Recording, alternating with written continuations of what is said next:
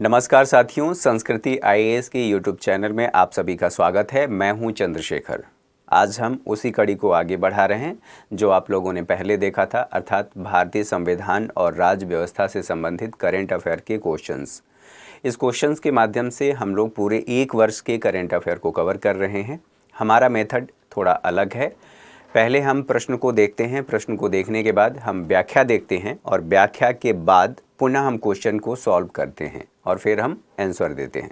तो चलिए क्लास की शुरुआत करते हैं और पहले क्वेश्चन से इस क्लास को शुरू करते हैं। पहला क्वेश्चन देखिए क्या कह रहा है। नागरिकों का राष्ट्रीय रजिस्टर के संदर्भ में निम्नलिखित कथनों पर विचार कीजिए।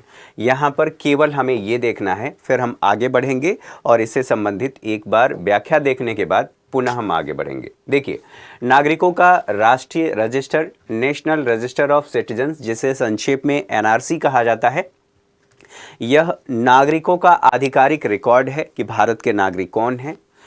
एनआरसी तैयार करने वाला एकमात्र राज्य असम है और इसकी शुरुआत की बात करें तो वर्ष 1951 में किया गया था भारतीय नागरिकों की पहचान के लिए।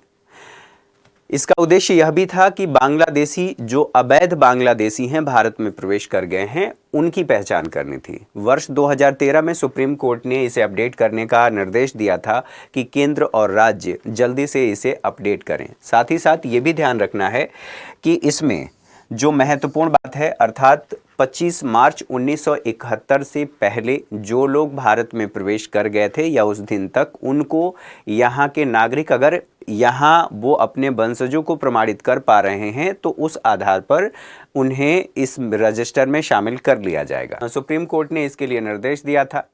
लेकिन महत्वपूर्ण बात यह है कि अगर कोई व्यक्ति विदेशी घोषित हो जाता है, यह साबित हो जाता है कि वो भारतीय नागरिक नहीं है, तो भी उसे विदेशी घोषित नहीं किया जाएगा। उसको अपना पक्ष रखने का मौका दिया जाएगा विदेशी विषयक अधिकरण के सामने। साथ ही साथ ये भी कहा गया है कि यहाँ पर अपडेट करने के लिए अगस्त 2019 में इसकी अपडेटेड सूची आई थी, लेकिन उसे अधिसूचित नहीं किया गया था। उस सूची में, अर्थात एनआरसी में शामिल करने के लिए जो आवेदन किया गया था वो संख्या इतनी थी, लेकिन उसमें जो लोगों को शामिल किया गया, टोटल इतने लोगों को शामिल किया गया था। तो ये लगातार चर्चा में रहा है, इससे संबंधित क्वेश्चन बन सकता है, तो इसी को ध्यान में रख करके हमने इसको लिया है। देखिए, अब एनआरसी के बारे में विचार करने के लिए पहले ही कह दिया गया है। पहला कथन क्या कह रहा है, एनआरसी को पहली बार 1951 में असम में भारतीय नागरिकों और तात्कालिक पूर्वी पाकिस्तान अर्थात बांग्लादेश के प्रवासियों की पहचान के लिए बनाया गया था। यहाँ पर एक चीज और ध्यान रखना है, 26 मार्च 1971 को कार्रवाई शुरू हो गई थी पाकिस्तान के द्वारा। जो पहले पूर्वी पाकिस्तान अर्थात आधुनिक बांग्लादेश, उसे पहले पूर्वी पाकिस्तान कहा जाता था, वहां पर बांग्लादेश राज्य बनाने के लिए अर्थात देश बनाने के लिए आंदोलन शुरू हुआ। उसकी पृष्ठभूमि में बहुत सारी बातें हैं, वो आप लोग पढ़ते हैं, उसको हम बाद में कभी देखेंगे। तो वहां पर जैसे ही पाकिस्तानी सेना के द्वारा कार्रवाई शुरू की गई, वैसे ही जो पाकिस्तान के समर्थक नहीं थे, अर्थात बांग्लादेश राष्ट्र के समर्थक थे या देश के समर्थक थे, वो लोग कार्यवाही के डर से भारत में भाग करके आए थे। इसीलिए यहाँ पर कहा गया है तात्कालिक पूर्वी पाकिस्तान। ठीक है, अभी जो पाकिस्तान है वो पश्चिमी पाकिस्तान के नाम से भी जाना जाता है। दूसरा कथन कह रहा है कि असम एनआरसी तैयार करने वाला एकमात्र राज्य है। बिल्कुल सही बात है। ठीक है, जिन लोगों का नाम एनआरसी में शामिल नहीं है उन्हें विदेशी घोषित कर दिया जाता है, तो ये गलत है। बाकी 1 और 2 आपका सही है, तो आपका सही विकल्प कौन सा हो जाएगा, ए हो जाएगा। चलिए आगे बढ़ें, अगले प्रश्न को देखें। अगला प्रश्न क्या कह रहा है, प्रत्यायोजित विधान अर्थात डेलीगेटेड लेजिस्लेशन के बारे में कौन सा कथन सत्य है। यहां पर आपसे सत्य पूछा गया है, केवल आपको यह ध्यान रखना है। फिर हम व्याख्या देख लेते हैं, फिर आगे बढ़ेंगे। चर्चा में क्यों रहा है, तो सुप्रीम कोर्ट ने केंद्र और राज्यों के जो प्रत्यायोजित विधान हैं, विधानों की शक्तियां मूल कानून द्वारा प्राप्त शक्तियों से अधिक नहीं हो सकती। अर्थात यहां पर ध्यान रखना है कि कानून बनाने का अधिकार किसको दिया गया है, तो सरकार के 3 अंगों की बात की जाती है।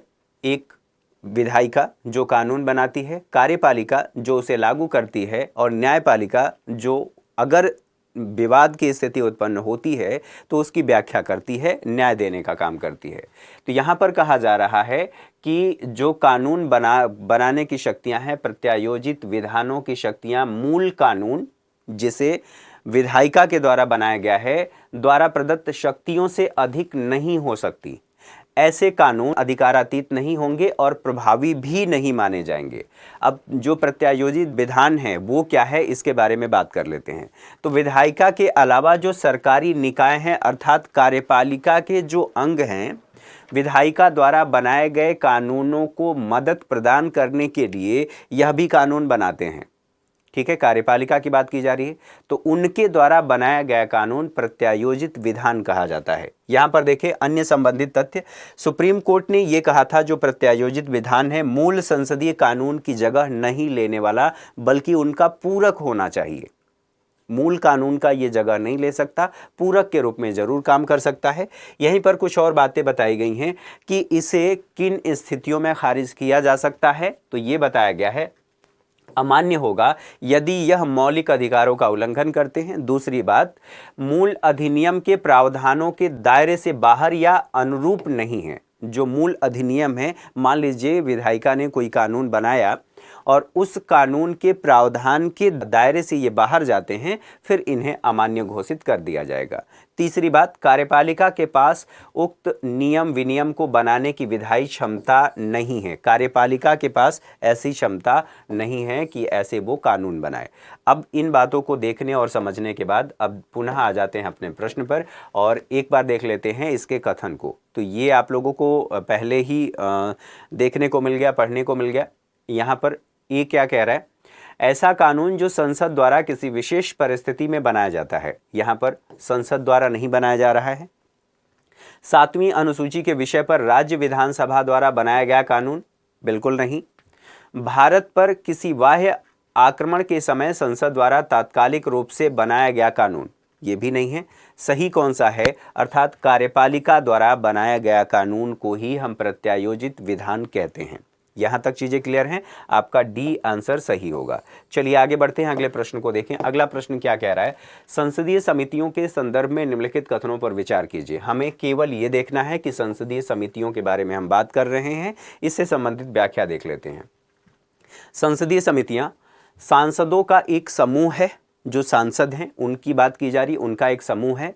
सदन द्वारा ये नियुक्त या निर्वाचित किए जाते हैं। अब सवाल ये भी है कि इनको नामित कौन करता है, तो सदन का अध्यक्ष या सभापति इनको नामित करते हैं। इनका कार्य क्या होता है, तो ये अध्यक्ष या सभापति के निर्देशन में कार्य करें और अपना प्रतिवेदन अर्थात जो इन्होंने रिपोर्ट तैयार किया है वो रिपोर्ट यह सदन या अध्यक्ष या सभापति को सौंप दे।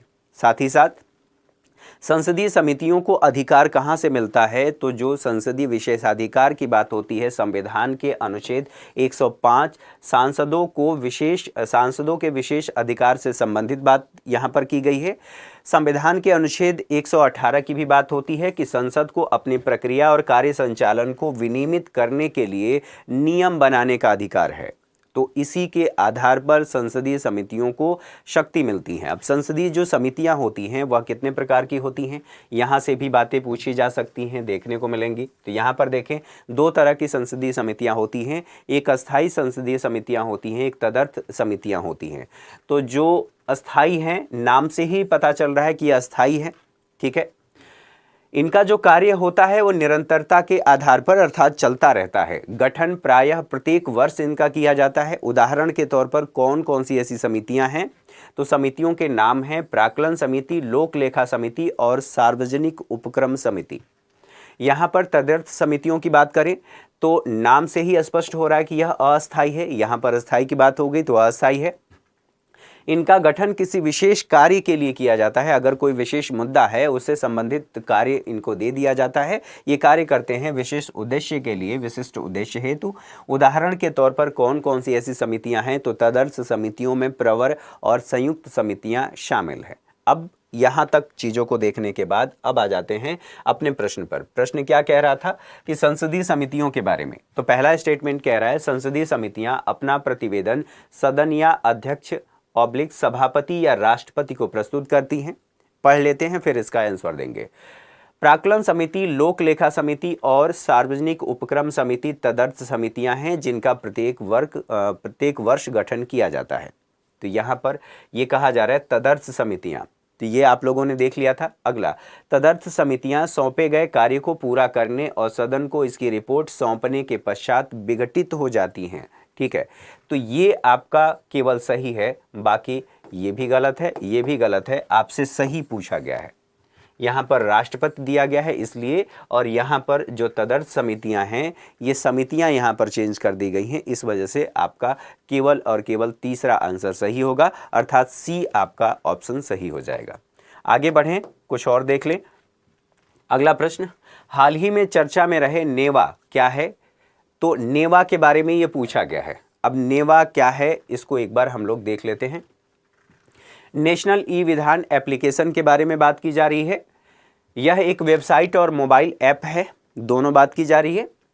एकल प्लेटफॉर्म है, अर्थात यहाँ पर एकल प्लेटफॉर्म का मतलब बहुत सारे सॉल्यूशन एक जगह आपको मिल रहे हैं, इसलिए डिजिटलीकरण करने की एक प्रक्रिया है। किसको डिजिटलीकरण करने की प्रक्रिया है?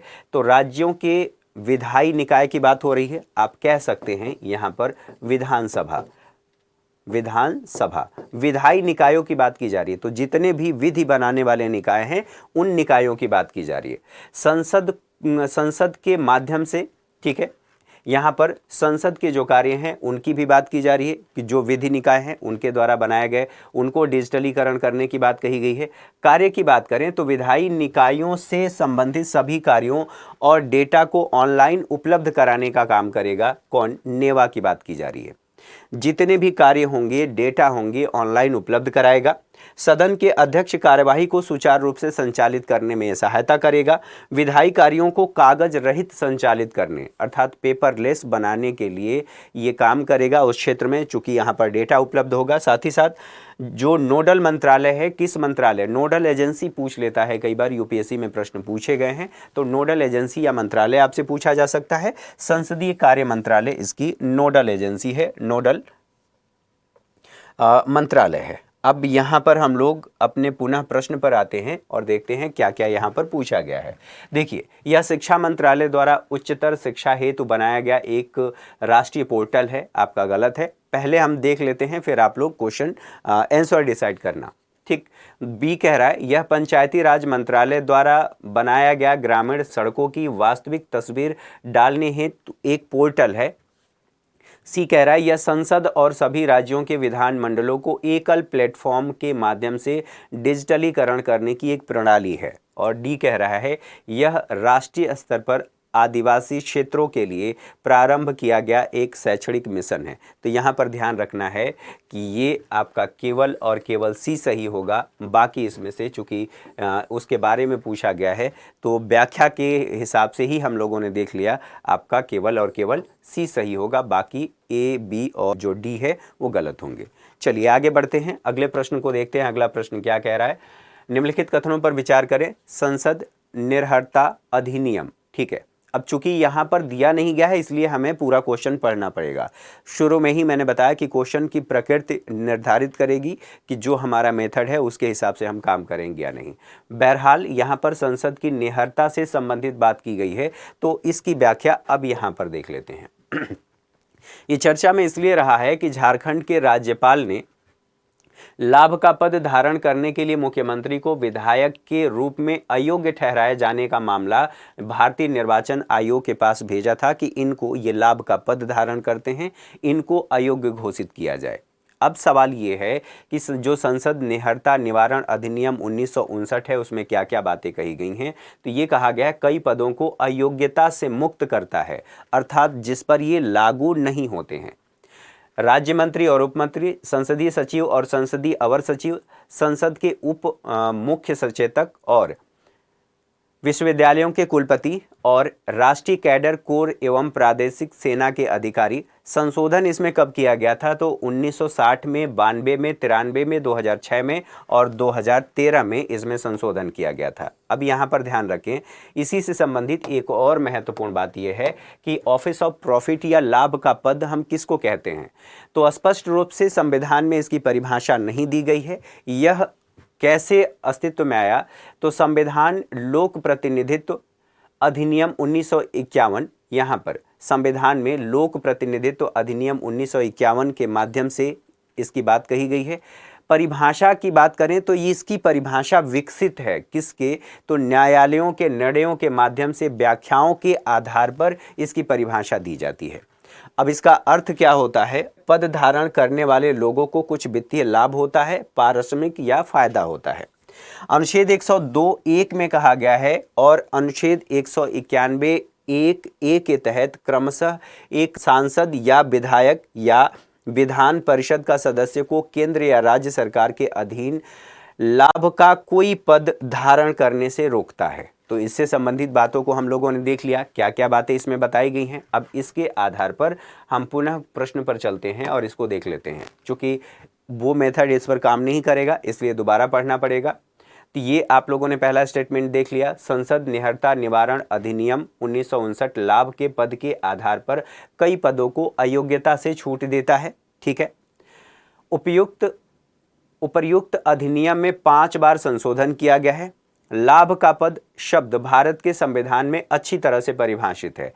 तो यहीं से आप लोगों को पता चल रहा है कि लाभ का पद परिभाषित नहीं है, 5 बार संशोधन किया गया है, ये भी हम लोगों ने देख लिया। और निरहर्ता अधिनियम 1959 के बारे में भी हम लोगों ने बात कर लिया कि इसके द्वारा छूट दी गई है, किनको किनको छूट दी गई है वो लिस्ट हमने देख ली। तो इस आधार पर जो आपका सही विकल्प है वो है 1 और 2, 1 और 2 यहाँ पर सही होता है। तो आज के सेशन में मेरे साथ इतना ही, अगली क्लास में मुलाकात होगी, तब तक के लिए नमस्कार। आप हमारे चैनल को सब्सक्राइब करना ना भूलें और अगर अच्छा लगे तो आप अपने कमेंट दें, अपने वैल्यूएबल कमेंट दें। इस वीडियो को आप अपने दोस्तों के साथ शेयर ज़रूर करें। नमस्कार, धन्यवाद।